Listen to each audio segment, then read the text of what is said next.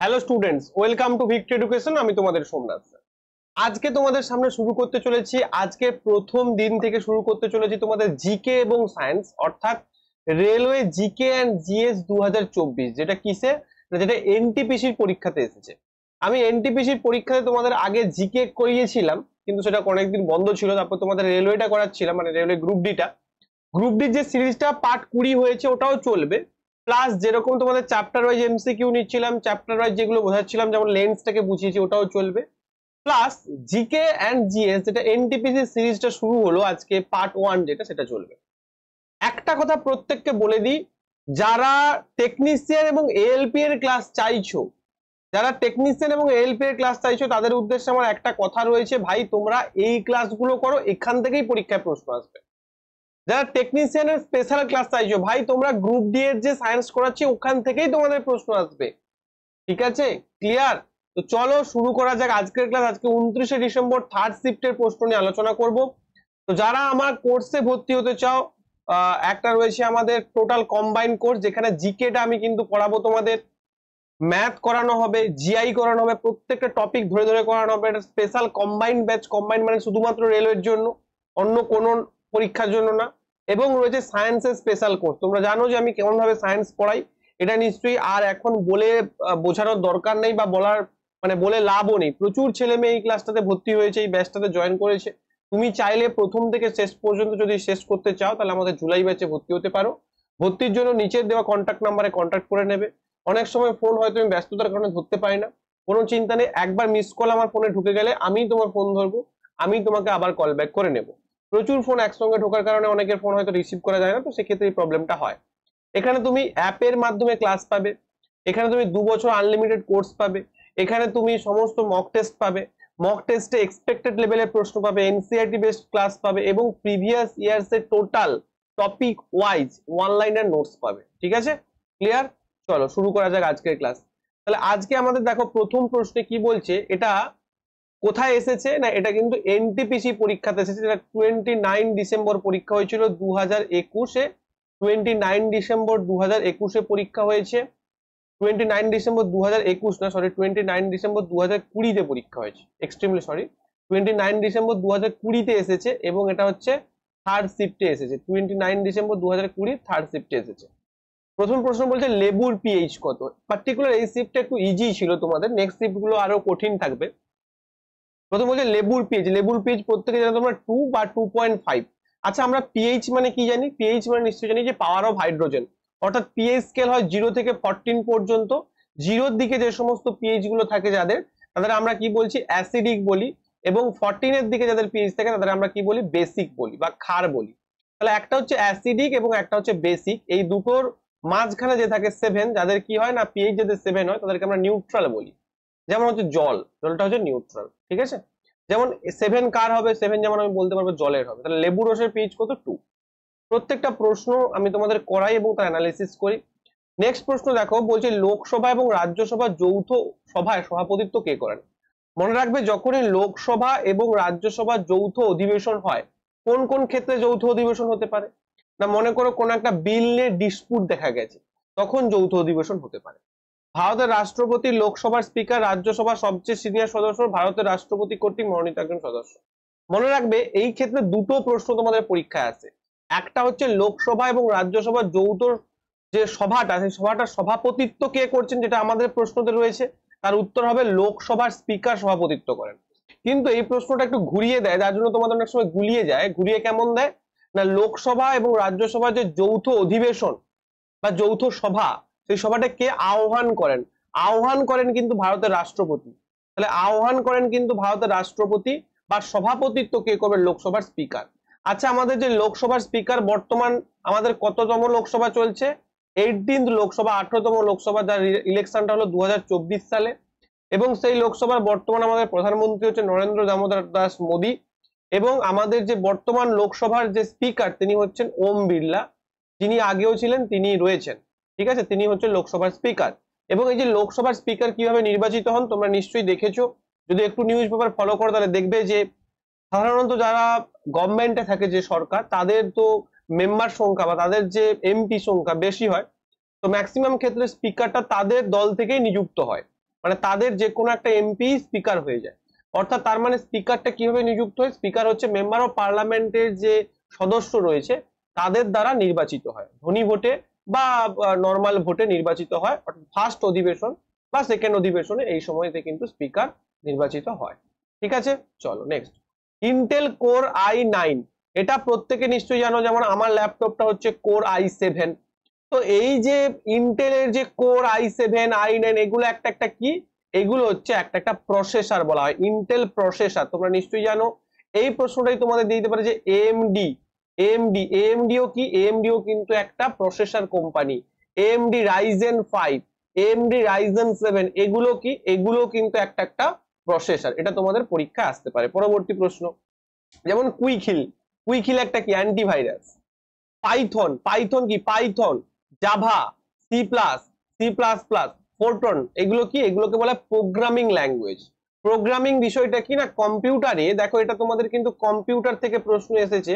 তোমরা নিশ্চয়ই জানো যে এনটিপিসি তে কিন্তু কম্পিউটার থেকে প্রশ্ন আসে এবং কম্পিউটার থেকে প্রশ্ন আসবে। তো পাইথন হচ্ছে কিন্তু একটা প্রোগ্রামিং ভাষা বা প্রোগ্রামিং ল্যাঙ্গুয়েজ। এটা কিন্তু অপারেটিং সিস্টেম না, ওয়েব ব্রাউজার না। ওয়েব ব্রাউজার মানে কারা না, যাদের সাহায্যে আমরা ব্রাউজিং করি, যেমন গুগলকে আমরা একটা ওয়েব ব্রাউজার বলতে পারি। অপারেটিং সিস্টেম কারা, যেমন লিনাক্স হয়ে গেল, উইন্ডোজ হয়ে গেল, তারপরে এই ধরনের যে সিস্টেম গুলো যেগুলো তোমার পুরো সিস্টেমটাকে অপারেট করবে, তো সেটাকে আমরা বলছি অপারেটিং সিস্টেম বা ওপিএস বলা হয়, অপারেটিং সিস্টেম। ঠিক আছে, কিন্তু প্রোগ্রামিং ভাষা কি, কোনো একটা অ্যাপ ডেভেলপমেন্ট বা এই যে আমার যে টোটাল সিস্টেমটা চলছে এদের একটা প্রোগ্রাম করা থাকে। তুমি ক্যালকুলেটরে 5+2 টিপছো, সেখানে 7 আসছে, এগুলোকে ক্যালকুলেট করা থাকে, মানে প্রোগ্রাম করা থাকে। তো সেটাকে বলা হচ্ছে প্রোগ্রামিং ভাষা। C plus, C plus plus, Fortran, Python, Java, যাই দিক না কেন প্রত্যেকটা হবে কিন্তু তোমাদের প্রোগ্রামিং ল্যাঙ্গুয়েজ। অর্থাৎ তোমাদের কম্পিউটারটা কিন্তু পড়তে হবে। দেখো তোমাদের যদি এনটিপিসি, তোমাদের আমি এই যে ক্লাসগুলো করাচ্ছি শুধুমাত্র কোশ্চেন অ্যান্সার করাচ্ছি তা কিন্তু না। এটাতে ভুল ভাববে না যে স্যার শুধুমাত্র কোশ্চেন অ্যান্সার করাচ্ছি। কোশ্চেন অ্যান্সারের সাথে সাথে আমার যেরকম টেকনিক থাকে তোমাদের গ্রুপ ডির সায়েন্স অ্যানালিসিস করি, সেরকম জিকেটাও অন্যভাবে তোমাদের করাবো। জিকে কিন্তু এমনটা নয় যে পড়লাম মুখস্থ করলাম, জিকে ভালো করে দেখতে হবে, বুঝতে হবে। দেখো এনটিপিসি তে কিন্তু ইসরো, ইসরো একটা কিন্তু গুরুত্বপূর্ণ জায়গা। অর্থাৎ ইসরোর যে মিসাইল গুলো, ইসরোর যে সেন্টার্স গুলো, ইসরো সম্পর্কিত যত কারেন্ট অ্যাফেয়ার্স আছে সেগুলো কিন্তু প্রত্যেকটা শিফটে 2 থেকে 3টে প্রশ্ন এসেছে বিগত বছরে, এবং এবছরও এনটিপিসি এবং অন্যান্য পরীক্ষা যেখানে জিকে রয়েছে সেখানে আসার চান্স আছে। ইসরো, ডিআরডিও, এই জায়গাগুলো থেকে কিন্তু এনটিপিসি প্রশ্ন করে। তাহলে দেখো এখানে সুপারসনিক ক্রুজ মিসাইল। এবার কথা হচ্ছে মিসাইল মানে কি, যেগুলো ছাড়া হয় ওপরের দিকে সেগুলো হচ্ছে মিসাইল। আমাদের কত রকমের মিসাইল রয়েছে তোমাদের বলে দেবো। তাহলে এখানে উত্তর হচ্ছে ব্রাহ্মোস। ব্রাহ্মোস হলো সুপারসনিক, যেটা অনেকটা স্পিডে যাবে, শব্দের থেকে বেশি স্পিডে যাবে, তাকে আমরা বলছি সুপারসনিক ক্রুজ মিসাইল বলা হয়। তো আমাদের জানতে হবে যে মিসাইল কত প্রকারের আছে। একটা হচ্ছে সারফেস টু এয়ার, অর্থাৎ সারফেস থেকে আকাশের দিকে, এয়ারের দিকে ছাড়া হবে, surface to air missile. Air to air missile, এয়ারে থেকে এয়ারের দিকে ছাড়া হবে, এয়ার টু এয়ার মিসাইল থাকে। Surface to surface missile, surface to surface missile. Ballistic missile থাকে, ব্যালিস্টিক মিসাইল। ক্রুইজ মিসাইল থাকে, যেটা আমরা এক্ষুনি পড়লাম। সাবমেরিন লঞ্চ ব্যালিস্টিক মিসাইল থাকে। অ্যান্টি ট্যাঙ্ক মিসাইল থাকে, যেগুলোকে যে ট্যাঙ্কার যেগুলো থাকে তাদেরকে ধ্বংস করে দেওয়ার জন্য। তো এখানে দেখো আমি কয়েকটা নাম তোমাদের বলে দিচ্ছি যেগুলো তোমাদের এনটিপিসির জন্য গুরুত্বপূর্ণ। তোমরা বলবে স্যার এই পিডিএফটাকে আমাদের কিনতে হবে, একদমই না, পিডিএফটা সম্পূর্ণ ফ্রি। তার জন্য তোমরা কি করবে, আমি ফার্স্ট কমেন্টে টেলিগ্রাম গ্রুপে লিংক দেবো, ওই টেলিগ্রাম গ্রুপে জয়েন করবে, সেখানে আমার এই পিডিএফটা কিন্তু দেওয়া থাকবে। ক্লিয়ার প্রত্যেকের? আশা করি তোমাদের ক্লিয়ার হচ্ছে, কোনো অসুবিধা হচ্ছে না। চলো তাহলে দেখো এখানে ত্রিশূল কি বলবো না, surface to air missile, Barack 8, ঠিক আছে, শর্ট রেঞ্জ সারফেস মিসাইল, এগুলো তোমাদের পরীক্ষায় চলে আসতে পারে যে শর্ট রেঞ্জ সারফেস মিসাইল কি হবে, ত্রিশূল। যেমন দেখো মাইকা, অ্যাস্ট্রা, নোভেটার, এগুলো কি না এয়ার টু এয়ার মিসাইল। তারপরে দেখো সারফেস টু সারফেস ভীষণ গুরুত্বপূর্ণ, অগ্নি। দেখো এটা আমাদের অগ্নিটা কিন্তু অপশনে ছিল, দেখতে পেয়েছো, অগ্নি, অগ্নিটা ছিল না, পৃথ্বী, ত্রিশূল, আকাশ, এগুলো কিন্তু ছিল। দেখো এই যে অগ্নি, অগ্নির যে সিরিজটা, এই অগ্নি সিরিজ তোমাদের 2024-এ চলে আসতে পারে। অগ্নি সিরিজটা তাহলে কি না, এগুলো হচ্ছে অ্যাকচুয়ালি ব্যালিস্টিক মিসাইল বলা হয়, surface to surface ballistic missile পরীক্ষা চলে আসবে। Surface to surface ballistic missile কি না এটো। এইবার যদি কঠিন প্রশ্ন তোমাদের কোনো সময় করে তখন কিন্তু তোমাদের রেঞ্জ দিয়ে দিতে পারে। তো তোমাদের কি রেঞ্জ গুলো মনে রাখতে হবে? উত্তর হচ্ছে না, তোমরা শুধু প্রথম এবং লাস্ট এই দুটো রেঞ্জ মনে রাখবো। অর্থাৎ অগ্নি 1 মানে 1 মানে কম, তার মানে ওটা হচ্ছে ছোট রেঞ্জের ballistic missile, air to sorry surface to surface. আর অগ্নি 5টা হচ্ছে কিন্তু সব থেকে বড়, ঠিক আছে। চলো, এই যে পৃথ্বী দেখতে পেয়েছো, পৃথ্বীটা তোমাদের অপশনে ছিল, তাহলে পৃথ্বীটা কিন্তু সারফেস টু সারফেস মিসাইল হয়ে গেল। ক্রুইজ মিসাইলে দেখো 3টে রয়েছে, এখন ব্রাহ্মস এসে পরে নির্ভয় যদি চলে আসে তোমাদের, নির্ভয়টাও পরীক্ষা আসতে পারে। Prithvi air defence, Prithvi defence vehicle, advance air defence, এগুলোকে এয়ার ডিফেন্স বলা হচ্ছে। নেক্সট দেখো আবার একটা ইসরো রিলেটেড প্রশ্ন, অ্যান্টিক্স কর্পোরেশন লিমিটেড বেঙ্গালুরু। এই অ্যান্টিক্স কর্পোরেশন বেঙ্গালুরু এটা কি না, একটা বিদ্যুৎ বিতরণ কোম্পানি, চলচ্চিত্র প্রযোজনা সংস্থা, ইসরোর বিপণন শাখা, মোবাইল হ্যান্ডসেট প্রস্তুত করে। উত্তর হয়ে যাবে ইসরোর বিপণন শাখা। এগুলো তোমাদের স্ট্যাটিক জিকের প্রশ্ন, এবং প্লাস এইগুলো তোমাদের কিন্তু ইসরো রিলেটেড যখন কিছু পড়তে যাবে তখন এই জায়গাগুলো তোমাদের আসে। একটা জিনিস মনে রাখবে, বেঙ্গালুর, এই যে বেঙ্গালুর, এই বেঙ্গালুর টার্মটা দিয়েছে মানে এখানে দেখো ইসরোর কিন্তু হেডকোয়ার্টার রয়েছে, এবং বেঙ্গালুর টার্মটা দিয়েছে মানে ইসরো রিলেটেড বা আইটি রিলেটেড কিছু একটা হবে। চলচ্চিত্র কখনো বেঙ্গালুরুতে হবে না, বিদ্যুৎও বেঙ্গালুরুর সঙ্গে সম্পর্ক থাকবে না। তাহলে তুমি যদি এটা না জানো, না জেনেও একটা গেস লাগাতে পারো বা একটা অপশন এলিমিনেশন করতে পারো এই জায়গাটা। ভারতীয় সংবিধানের জনক, এটা তো ইজি প্রশ্ন, পলিটি থেকে প্রশ্ন। তাহলে আমরা প্রথমেই একটা পলিটি থেকে প্রশ্ন পেয়েছি যে অধিবেশন কে ডাকেন, তারপরে আবার একটা পলিটির প্রশ্ন পাচ্ছি, কি হবে উত্তর না ভীমরাও আম্বেদকর। আচ্ছা, সচ্চিদানন্দ সিনহার নামটা আমরা কোথায় জানি না, আমাদের যে সংবিধানের যে কমিটির যে প্রথম অধিবেশন বসেছিল 9 ডিসেম্বর 1946, সেই 9 ডিসেম্বর 1946 আমাদের যে সভাপতি হয়েছিল প্রথম মিটিং এর সংবিধান রিলেটেড, সেখানে সভাপতি ছিল সচ্চিদানন্দ সিনহা।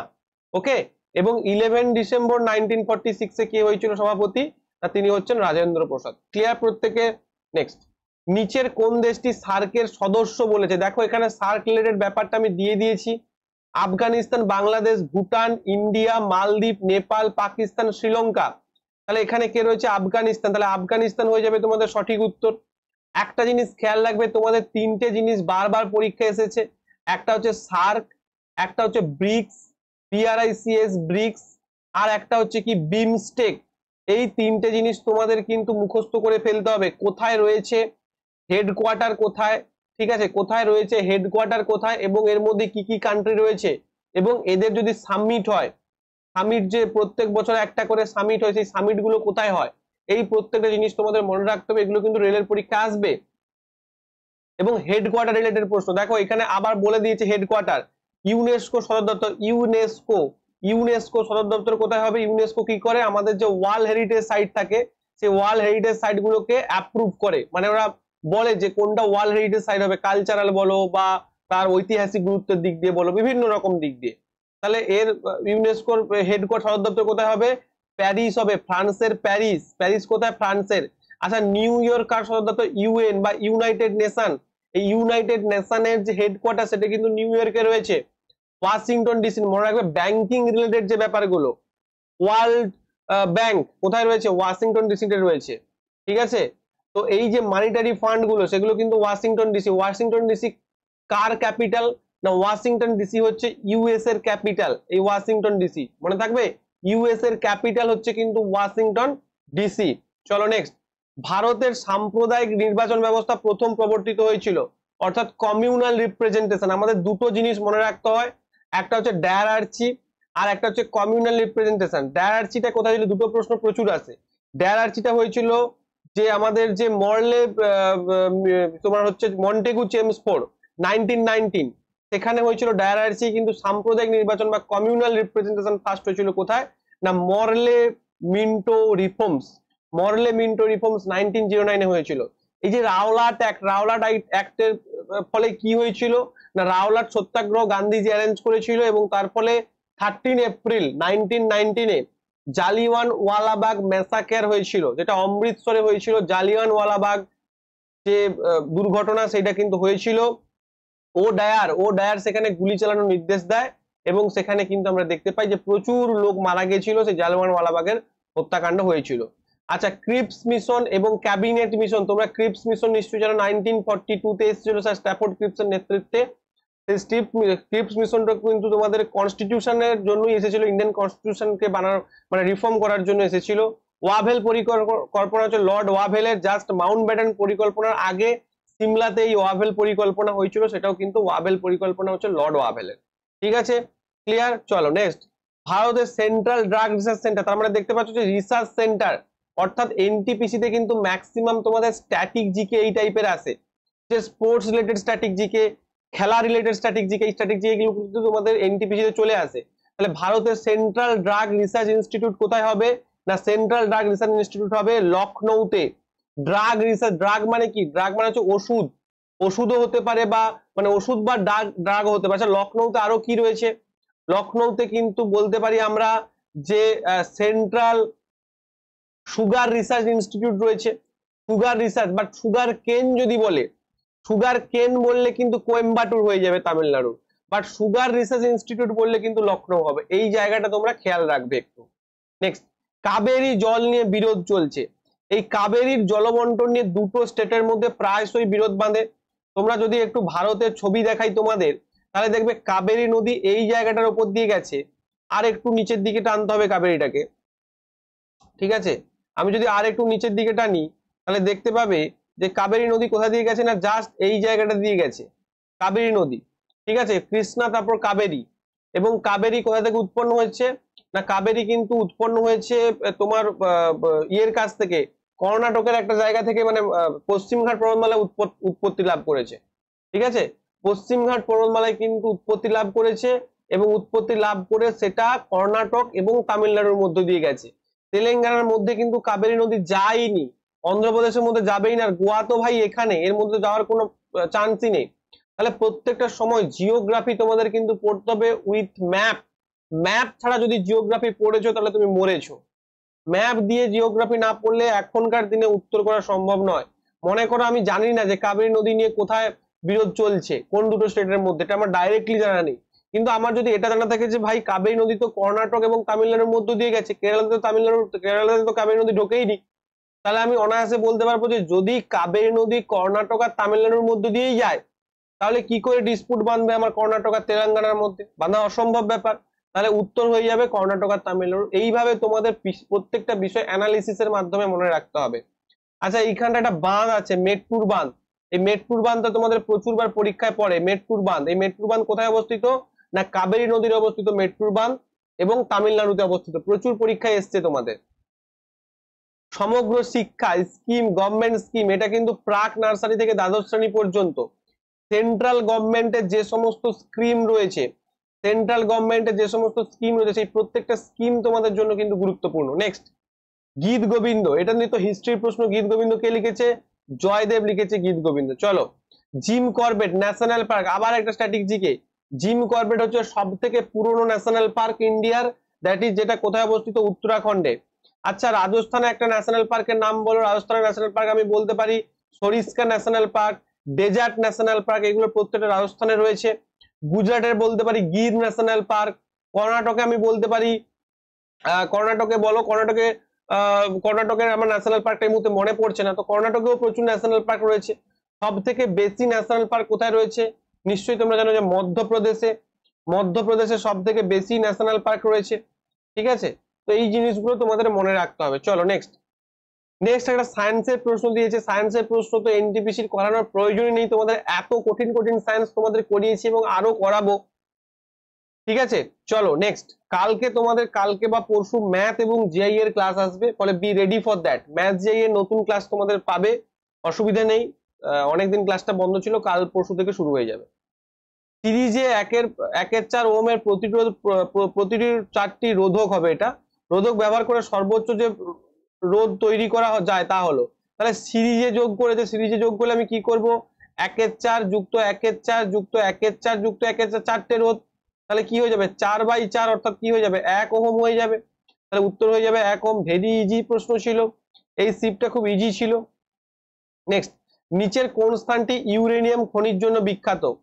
দেখো আমি তোমাদের একটা কথা বলি, এই যে ইউরেনিয়াম, ইউরেনিয়াম কি বলতো? ইউরেনিয়াম হচ্ছে একটা তেজস্ক্রিয় মৌল। ইউরেনিয়াম হচ্ছে একটা তেজস্ক্রিয় মৌল। এই যে তেজস্ক্রিয় মৌলটা পাওয়া যায় আমাদের জাদুগৌড়াতে পাওয়া যায়। জাদুগৌড়া সব থেকে পুরনো ইউরেনিয়াম খনি। জাদুগৌড়াটা কোথায় অবস্থিত জানো? ঝাড়খণ্ডে অবস্থিত। তোমরা যদি ইউটিউবে একটু সার্চ করে যে জাদুগৌড়া ইউরেনিয়াম খনি, দেখবে ওখানকার লোকেদের যে এর যে এফেক্ট, তোমরা ভোপাল গ্যাস ট্র্যাজেডি নিশ্চয়ই শুনেছো, মিথেল আইসোসায়ানেট সেখানে বাতাসে মিশে গিয়েছিল, একটা কোম্পানি, সম্ভবত কোম্পানিটার নাম মনে পড়ছে না আমার, ওই কোম্পানিটা থেকে মিথেল আইসোসায়ানেট ওখান থেকে নির্গত হয়েছিল এবং সেটা মিশে যাওয়ার ফলে সেখানে প্রচুর লোকে মারা গেছিল, অগুন্তি লোকে মারা গেছিল।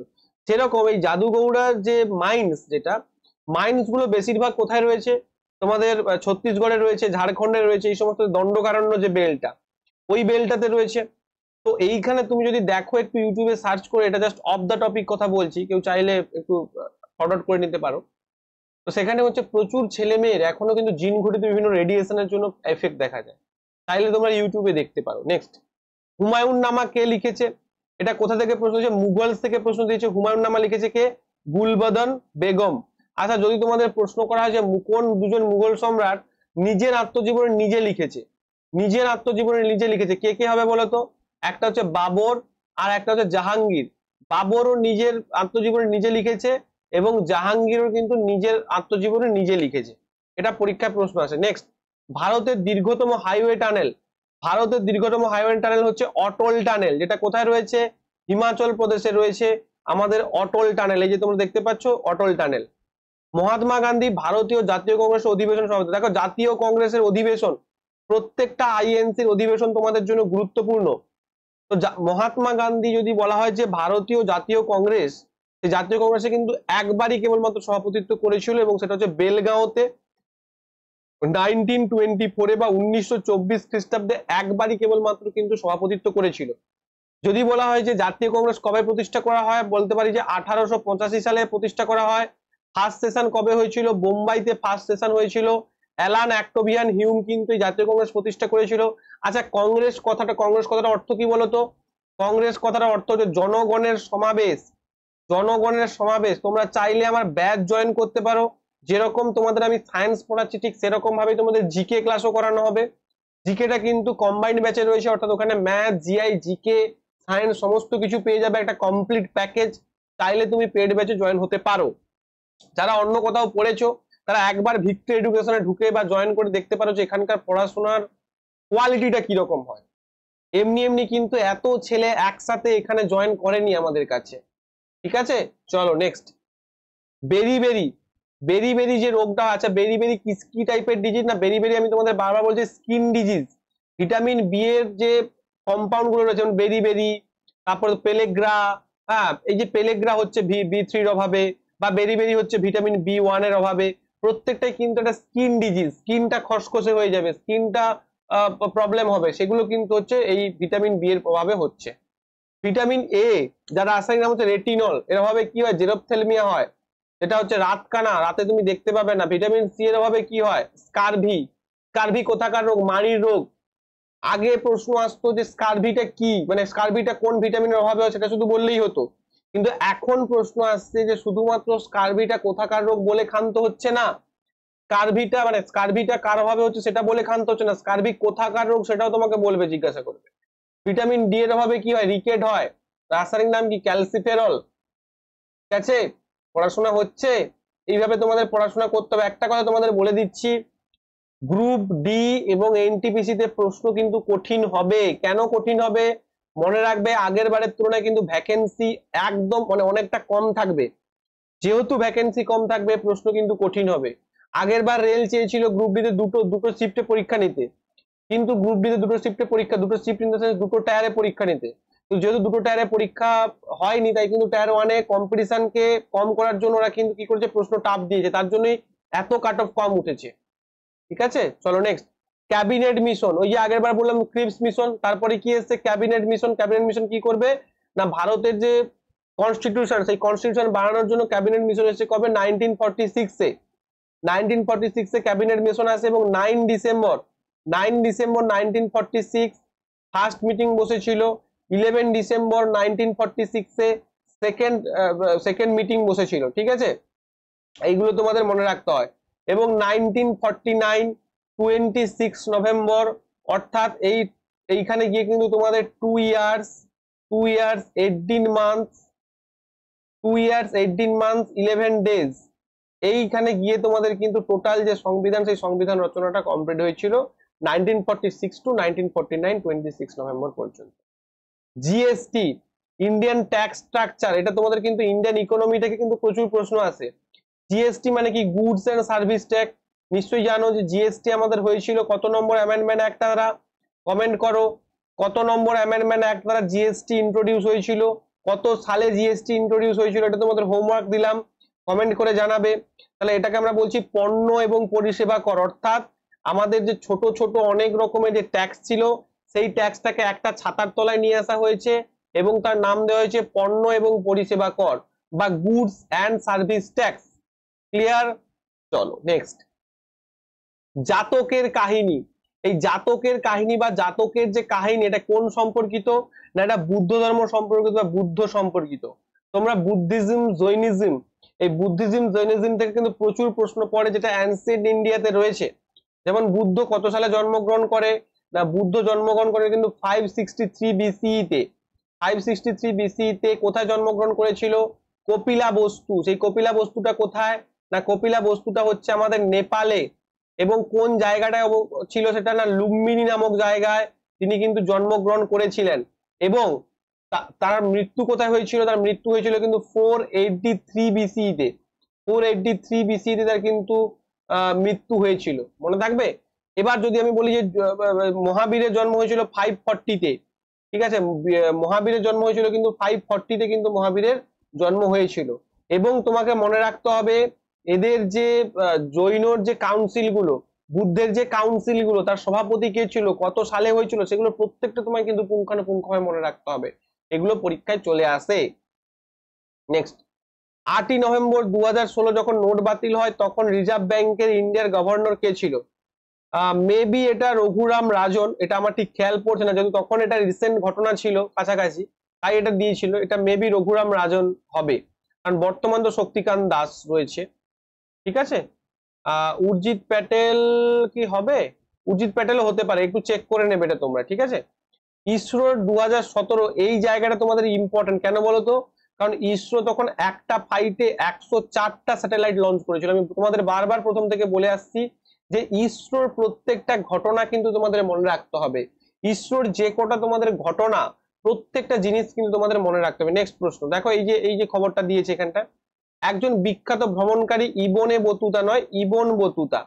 ইবন বতুতা এখানকার অধিবাসী ছিল। আচ্ছা, ইবন বতুতা কার আমলে এসেছিল? না মোহাম্মদ বিন তুঘলক। এই মোহাম্মদ বিন তুঘলককে পাগলা রাজা বলা হয়। মোহাম্মদ বিন তুঘলকের আমলে এসেছিল। কোথা থেকে এসেছিল? না মরক্কো থেকে এসেছিল ইবন বতুতা। নেক্সট, দক্ষিণ আমেরিকা। দেখো দক্ষিণ আমেরিকা সম্পর্কিত তোমাদের আগেও একটা প্রশ্ন দিয়েছে, ওই যে ল্যান্ডলক কান্ট্রি কোনটা। তার মানে দেখো ওয়ার্ল্ড জিকে থেকেও তোমাদের প্রশ্ন আসছে। আমি তোমাদের কিছু কিছু জিকে ক্লাস করাবো, সায়েন্সের যেরকম স্পেশাল ক্লাসগুলো চলছে সেরকম জিকে ক্লাসও করাবো। তোমরা ভাববে স্যার আমি তো জিকে প্রচুর পাচ্ছি। ভাই রেল ওরিয়েন্টেড জিকে না একটু আলাদা হয়, রেল ওরিয়েন্টেড জিকে একটু আলাদা হয়, আমার কথা বিশ্বাস করো। তোমরা দেখবে পরীক্ষা 100% জিকে তে স্কোর করতে পারবে। যেমন আমি সায়েন্সে তোমাদের, সায়েন্স যেমন তোমরা আমাকে বিশ্বাস করেছো, জিকেটাতেও বিশ্বাস করে দেখবে তোমাদের 100% স্কোর আমি করিয়ে দিতে পারবো। তো দক্ষিণ আমেরিকার বৃহত্তম দেশ কোনটা হবে? ব্রাজিল। ব্রাজিল নিশ্চয়ই তোমরা জানো যে দক্ষিণ আমেরিকার বৃহত্তম দেশ। যদি ম্যাপ দেখো এটা, তোমাদের আর একটা প্রশ্ন এসেছে যে এই যে এদের মধ্যে ল্যান্ডলক কান্ট্রি কোনটা। দেখো বলিভিয়াও ল্যান্ডলক কান্ট্রি, প্যারাগুয়েও ল্যান্ডলক কান্ট্রি, আর বাকি কিন্তু কেউ ল্যান্ডলক কান্ট্রি নেই। তাহলে বলিভিয়া এবং প্যারাগুয়ে এই দুটো হচ্ছে সাউথ আমেরিকা বা দক্ষিণ আমেরিকার ল্যান্ডলক কান্ট্রি। পরীক্ষায় প্রশ্ন চলে আসে। নিচের কোন নদীটি আরব সাগরে মিশেছে? আচ্ছা, আরব সাগরে যদি মিশতে হয় তাহলে তাকে এই দিকে যাবে, কারণ এই দিকে যেতে হবে নদীটাকে, অর্থাৎ ওয়েস্টের দিকে যেতে হবে, অর্থাৎ পশ্চিম বাহিনী হতে হবে। কিন্তু কৃষ্ণা নদী তো এখানটা রয়েছে, গোদাবরী তার উপরে রয়েছে, মহানদী তার উপরে রয়েছে, তাহলে এগুলো প্রত্যেকটা কি? প্রত্যেকটা বঙ্গোপসাগরে পড়েছে। একমাত্র তাপ্তি, নর্মদা, মাহি এই নদীগুলোর প্রত্যেকটা কিন্তু লুনি, এগুলো প্রত্যেকটা পশ্চিম বাহিনী নদী। ক্লিয়ার? নেক্সট, নিচের কোন মানব রোগ ব্যাকটেরিয়া দ্বারা সৃষ্টি হয়? ব্যাকটেরিয়া এবং ভাইরাস, এই দু প্রকার ব্যাকটেরিয়া, ভাইরাস, প্রোটোজোয়া এবং ফাঙ্গাস, এই প্রত্যেকটা প্রকারের যে রোগের পরীক্ষার প্রশ্ন তোমাদের চলে আসে। এখানে উত্তর হয়ে যাবে কি? এখানে উত্তর হয়ে যাবে তোমাদের টাইফয়েড। টাইফয়েড কিন্তু ব্যাকটেরিয়ার দ্বারা গঠিত, এবং টাইফয়েড কি বাহিত যদি বলা, মানে টাইফয়েড কিন্তু জল থেকে হয়, মানে জল থেকে কিন্তু এই রোগটা হয়, মানে জল দূষণের ফলে রোগটা হয়। পোলিও কিন্তু পোলিও ভাইরাস, হামও কিন্তু ভাইরাস, হেপাটাইটিস এও কিন্তু হেপাটাইটিস ভাইরাসের দ্বারা হয়, প্রত্যেকটা কিন্তু ভাইরাস, শুধুমাত্র টাইফয়েডটা ব্যাকটেরিয়া। দেখো এখানে তোমাদের আমি লিস্ট করে দিয়েছি bacterial disease, viral disease, fungal disease, protozoal disease, helminthic disease. Helminthic মানে কি, কৃমি যেটাকে বলছে, অ্যাসকারসিস ফাইলেরিয়াসিস, অ্যাসকারসিস লুম্ব্রিকয়েডিস যেটা আমাদের পেটের মধ্যে থাকে, ফাইলেরিয়াসিস হচ্ছে ফাইলেরিয়া গোদ মশাবাহিত যেটা হয়। ক্লিয়ার? Next myopia. মায়োপিয়া কি, চোখের যেটা দৃষ্টি যেটা কমে যায়, অর্থাৎ তোমার কাছের দৃষ্টি তুমি কি দেখবে না অস্পষ্ট দেখবে, দূরের দৃষ্টি থেকে তুমি ভালো করে দেখতে পাবে। তো তার দৃষ্টি সংশোধন করার জন্য কি করতে হয়, মায়োপিয়ার ক্ষেত্রে কি হয় ভালো করে বোঝো, এইভাবে যদি আলোটা আসে, এসে কি হয় না এসে সামনের দিকে চলে আসে। আচ্ছা সামনের দিকে মিলিত কখন হবে না, যখন ওই ব্যক্তির ফোকাসটা বেশি হয়ে যাবে, মানে লেন্সের পাওয়ার বেড়ে গেলে কি হবে, যে লেন্সের পাওয়ার বেশি, পাওয়ারের সঙ্গে ফোকাসের কি সম্পর্ক, ব্যস্তানুপাতিক সম্পর্ক, অর্থাৎ যে লেন্সের পাওয়ার বেশি সেই লেন্সের ফোকাস কম। যদি লেন্সের পাওয়ার বেড়ে যায় তার মানে কি, একটা আলোগুলো আগে মিলিত হয়ে যাবে। এটাও তোমাদের পরীক্ষায় প্রশ্ন পড়ে যে যার মায়োপিয়া রয়েছে তার বস্তুর প্রতিবিম্ব কোথায় গঠিত হয় না, তার বস্তুর প্রতিবিম্ব চোখের মাঝখানে গঠিত হয়ে যাচ্ছে। তাহলে ওটাকে যদি পেছনে ঠেলে এই জায়গাটা পাঠাতে হয়, এখানে কে পাঠাবে, রেটিনায় পাঠাতে হবে, তবেই হবে। তার কি করবো না, ফোকাসটাকে একটু কমাবো। তাহলে কি দেবো না, আমি একটা অবতল লেন্স দেবো, বা নেগেটিভ পাওয়ারের লেন্স দেবো, বা নেগেটিভ ফোকাসের লেন্স দেবো। তাহলে পজিটিভ ফোকাসের লেন্স রয়েছে, নেগেটিভ ফোকাসের লেন্স দিলে কি হবে, ফোকাসটা দূরে চলে যাবে, অর্থাৎ এইখানে কিন্তু বস্তুটা মিলিত হবে। তুমি বলে স্যার ফোকাসে কেন গঠিত হচ্ছে, এই যে বললাম অসীম থেকে আগত আলোক রশ্মি গুচ্ছ কোথায় মিলিত হবে, ফোকাসে মিলিত হবে। তাহলে কি হবে, ডাইভার্জিং লেন্স হবে। কেন না, যেহেতু আমি মায়োপিয়ার ক্ষেত্রে অবতল লেন্স ব্যবহার করছি, তাহলে অবতল লেন্স কি করে, অবতল লেন্স ডাইভার্জ করে মানে কি হয় না, দূরের দিকে ছড়িয়ে দেয়, একে ডাইভার্জিং লেন্স বলা হয়। তো এই জন্য যেহেতু অবতল লেন্স ব্যবহার করছি, তাই আমি একে কি বলবো না, মায়োপিয়া আক্রান্ত ব্যক্তির ক্ষেত্রে ডাইভার্জিং লেন্স ব্যবহার করা হয়। যদি হাইপারমেট্রোপিয়া থাকতো, হাইপারমেট্রোপিয়া থাকলে কি হবে না, হাইপারমেট্রোপিয়া থাকলে এখানে আমরা কিন্তু কনভার্জিং লেন্স বা উত্তল লেন্স ব্যবহার করি। কারণ কি হয় দেখো, হাইপারমেট্রোপিয়ার ক্ষেত্রে বস্তুটা পেছনে চলে আসে, তার মানে কি ওর ফোকাসটা কমে গেছে, ফোকাসটা কি করতে হবে, বাড়াতে হবে, মানে পাওয়ারটা বাড়াতে হবে। আর পাওয়ার বাড়ানোর জন্য আমরা কি ব্যবহার করব, উত্তল লেন্স ব্যবহার করব। বুঝতে পেরেছো? পাওয়ার বাড়িয়ে দিলে কি হবে, ফোকাসটা আরো একটু আগে চলে আসবে, ওটা রেটিনায় মিলিত হবে।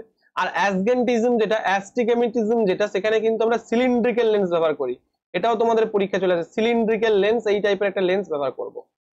নেক্সট, নিচের কোন উদ্ভিদটি ব্রায়োফাইটার অন্তর্গত? ব্রায়োফাইটা নিশ্চয়ই তোমরা জানো এটা কি না, এটা একটা কিন্তু বীজহীন উদ্ভিদ, বীজবিহীন উদ্ভিদ, যেটা বীজ হয় না, বা অপুষ্পক উদ্ভিদ বলতে পারো, যাদের বীজ উৎপন্ন হয় না, অপুষ্পক উদ্ভিদ ব্রায়োফাইটা। কি বলেছিলাম, থ্যালোফাইটা, ব্রায়োফাইটা, টেরিডোফাইটা। তোমাদের টেরিডোফাইটা একটা উদ্ভিদ দেখিয়েছিলাম পাতা দিয়ে, আগের দিনের শর্টস আপলোড করেছিলাম, ঠিক আছে? তো ব্রায়োফাইটা কি হবে, ব্রায়োফাইটাকে কি বলি আমরা, উদ্ভিদ জগতের উভচর বলি। স্যাঁতস্যাঁতে জায়গাতেও জন্মাতে পারে, আবার স্থলে এবং জলে উভয় স্যাঁতস্যাঁতে জায়গাতে জন্মায়। তাহলে উত্তর কি হয়ে যাবে, মার্চেন্টিয়া। মার্চেন্টিয়া তোমাদের হয়ে যাবে সঠিক উত্তর। যে মার্সিলিয়া এটা কি হবে জানো তো, এটা হচ্ছে টেরিডোফাইটা হবে মার্সিলিয়াটা, কিন্তু মার্চেন্টিয়াটা হয়ে যাবে ব্রায়োফাইটা, মনে রাখবে এইগুলো। এই যে এখানে দেওয়া রয়েছে, এটা তোমাদের কিন্তু এনসিইআরটি থেকে নেওয়া। নিচের কোনটি UNESCO world heritage site? Static GK. বর্তমানে আমাদের কটা ওয়ার্ল্ড হেরিটেজ সাইট রয়েছে? 42টা ওয়ার্ল্ড হেরিটেজ সাইট রয়েছে বর্তমানে। কটা ওয়ার্ল্ড হেরিটেজ সাইট রয়েছে? 42টা। আচ্ছা বলতে পারবে পশ্চিমবঙ্গে কটা ওয়ার্ল্ড হেরিটেজ সাইট রয়েছে ইউনেস্কোর? না, একটা হচ্ছে সুন্দরবন রয়েছে, একটা হচ্ছে কি রয়েছে আমাদের কদিন আগে হলো শান্তিনিকেতন, আর 3 নম্বর হচ্ছে দার্জিলিং হিমালয়ান রেলওয়ে। এই তিনটেই হচ্ছে কিন্তু ওয়ার্ল্ড হেরিটেজ সাইট, ঠিক আছে? আমাদের পশ্চিমবঙ্গের কথা বলছি। আর টোটাল যদি আমাদের ইন্ডিয়াতে ধরা হয়, টোটাল ইন্ডিয়াতে আমাদের কিন্তু টোটাল 42টা ওয়ার্ল্ড হেরিটেজ সাইট রয়েছে। কিন্তু এখানে কে ওয়ার্ল্ড হেরিটেজ, যন্তর মন্তর ভাই যেটা দিল্লিতে রয়েছে, এটা কিন্তু ওয়ার্ল্ড হেরিটেজ সাইট নয়। অজন্তা গুহা, রানী কি ভাব, সান টেম্পল, এটা প্রত্যেকটা ওয়ার্ল্ড হেরিটেজ সাইট। তাহলে তোমাদের এখন বাড়ি গিয়ে কি করতে হবে, প্রত্যেকটা যখন জিকে ক্লাস করাবো, যে যা পড়ছো বাড়িতে তার বাইরে তোমরা ওই জিকেটা কি করবে, অ্যানালিসিস করে একটু পড়ে নেবে। নেক্সট, ASCII তোমাদের দেখো কম্পিউটার থেকে প্রশ্ন, এর এর হচ্ছে ফুল ফর্ম কি? এর ফুল ফর্ম কি না, American standard code for information interchange, এর ফুল ফর্ম। তো আজকের ক্লাসটা এই পর্যন্ত। তোমরা দেখতে পাচ্ছ যে স্যার মনে হয় 35টা মতো প্রশ্ন হয়েছে। অবশ্যই, কারণ আমি কারেন্ট অ্যাফেয়ার্স গুলোকে ইনক্লুড করিনি। তোমাদের কারেন্ট অ্যাফেয়ার্স ইনক্লুড ইচ্ছা করে করিনি, কারণ ওই সময়ের কারেন্ট অ্যাফেয়ার্স জেনে আমার লাভ নেই। তাই করিনি, কিন্তু কোন কোন টপিক পড়বো কারেন্ট অ্যাফেয়ার্সে বা কোন কোন জায়গা থেকে প্রশ্ন এসেছে তার একটা মেগা ক্লাস আমি পরে তোমাদের করিয়ে দেবো, ঠিক আছে? তো সবশেষে একটা কথা, যদি তোমরা আমার ব্যাচে ভর্তি হতে চাও, সেটা সায়েন্সের ব্যাচ হোক কি সেটা তোমাদের জিকে এবং কম্বাইন্ড ব্যাচ হোক, তোমরা অবশ্যই এই নাম্বারে ফোন করবে। এখান থেকে কিন্তু আমি প্রথম থেকে শেষ পর্যন্ত নোটস দিয়ে একদম সুন্দর করে গুছিয়ে পড়াবো। সবাই খুব ভালো থেকো। আজকের ক্লাস এই পর্যন্ত। ক্লাসটা ভালো লাগলে অবশ্যই লাইক করো, কমেন্ট করো, শেয়ার করো এবং চ্যানেলটিকে সাবস্ক্রাইব করো। আর মনে রাখবে আমি তোমাদের কাছে লাইভে চলে আসি স্যাটারডে রাত 9:30টার সময়। যারা আমার লাইভ ক্লাস করবে, স্যাটারডে রাত 9:30 লাইভ মক টেস্ট হয় সায়েন্সে, কখনো জিকের হবে, কখনো ম্যাথ জিআই হতে পারে, কিন্তু আপাতত সায়েন্সটা বেশি করে করাচ্ছি তার কারণ টেকনিশিয়ানে 40+ সায়েন্স রয়েছে, ঠিক আছে? তো এই ছিল আজকের ক্লাস। সবাই খুব ভালো থেকো, মন দিয়ে পড়াশোনা করো। তোমাদের আরআরবি গ্রুপ ডি এর যে ক্লাসটা করছিলাম কালকে তার নেক্সট পার্ট আসবে। থ্যাংক ইউ প্রত্যেককে।